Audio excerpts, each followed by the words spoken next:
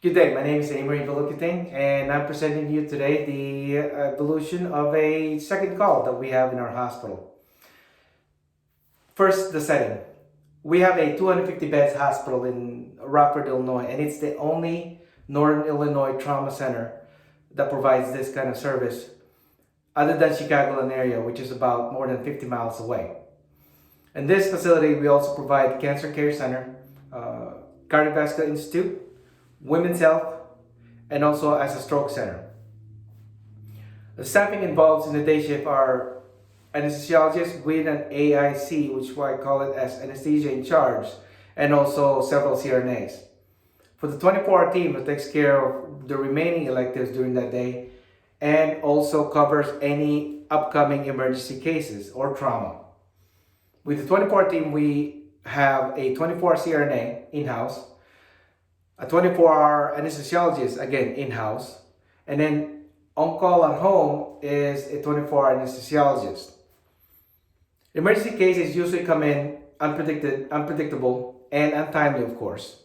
Usually involves trauma, stab wounds, motor vehicle accidents, gunshot wounds, bowel ischemia, limb ischemia, and also stroke that would require interventional radiology, and oftentimes they require anesthesia support. The hospital really pushes for increased productivity at this point, and so they would try to be as productive as much as possible, but in the end, of course, some of these electives sometimes gets a delay of their cases, and so it spills over towards the evening. Usually the day shift ends their shift at 1700 or 1900, which leaves the 24-hour team to take care of the rest of the cases from that time on till the next day. Because of limited staffing, that pretty much puts a burden to the 24-hour team, and it's not uncommon that we face an emergency procedure while the elective procedures are underway. We can't stop the elective cases, so once they're already in the OR, they just have to finish that case. Oftentimes also we have to hold elective cases, which then again provides a patient that's being unsatisfactory towards the patient and to the surgeons. So we have to be mindful of the productivity on all the cases that's being scheduled that day. Unfortunately, they do get delays into the night.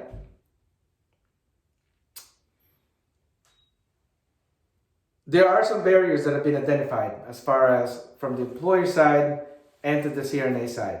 And let me demonstrate that a little bit. And then the hospital employer side, they always want to push for productivity. Productivity is pretty much just makes a facility being physically responsible and being physically survive such endeavor. Of course, we also have to face some traumas, some emergency cases in OBGYN, emergency C-sections.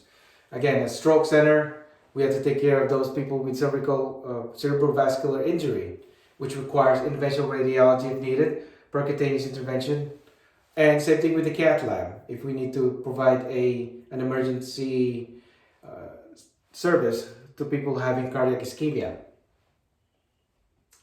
But on the CRNA side, however, there are some concerns because when they sign up for a contract in this facility, they were promised not to have any responsibility to be on call, nor are they required to provide a holiday schedule and always have to have weekend calls. That is the marketing message that we gave to our CRNAs before they sign up. So really, we have to approach this carefully in order to say that we are trying to change their mind and trying to change the whole the message that we got them in. But at the same time, CRNAs would welcome any opportunity to have an extra income. The only problem is they don't want to commit to a full shifts, which also, by the way, the hospital does not want to commit to a full shift, paying another 24-hour person to be on staff just in case an emergency case would happen. So a full shift would not be a no-go for both sides.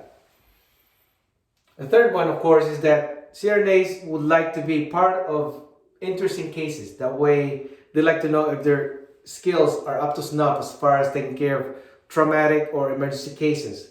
This would add value to their worth and at the same time add value to the resume in case they have to make themselves more marketable. So in order to bring these two parties together to come up with a second call, we have to try to have them meet halfway somehow and be able to come up with this new slot for a second call employee. One way of doing it is making this second call only limited and brief, and it's not on call in-house. That means this person doesn't have to commit to a full shift to be in-house. Instead, being able to enjoy their time with their family, time with their spouse and their children, and that way they can still feel that they still have a work-life balance. Of course, the second call is not mandatory. It is a voluntary. So we have to come up with a incentive in order to make them volunteer. It doesn't have to be them volunteering for the whole week. It would have to be a daily voluntary sign up in order for them to sign up for the second call. With that, there's an offer for a pager pay, and the amount would have to be something that would be agreeable to both parties. It's not a lot, but at least it's not paying for the whole shift. Again, it is a limited, brief coverage that doesn't require a lot of full-time shifts, and of course, in the employer side, a full pay for a full shift. But it does provide a backup call if needed. So with that, we come up with a pager pay, and if they do come in, the second call comes in, that they will be paid hourly at an overtime rate.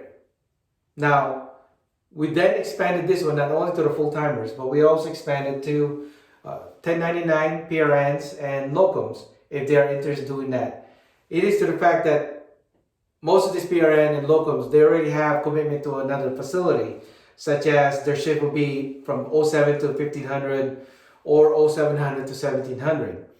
They like the fact that they're not on call being in-house in our hospital. Instead, they are on call from their own homes, and that way, like I said, maintain a work-life balance. But at the same time, they make themselves available for anything for second call coverage from home, and therefore they'll be able to earn some extra income.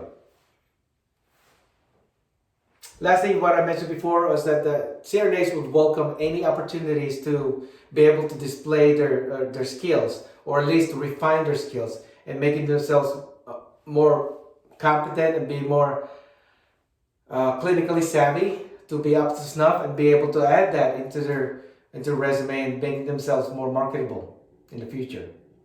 So with that, the CRNAs are always open to any opportunity, something like that, to make themselves work better, extra income, but still at the same time maintaining work-life balance.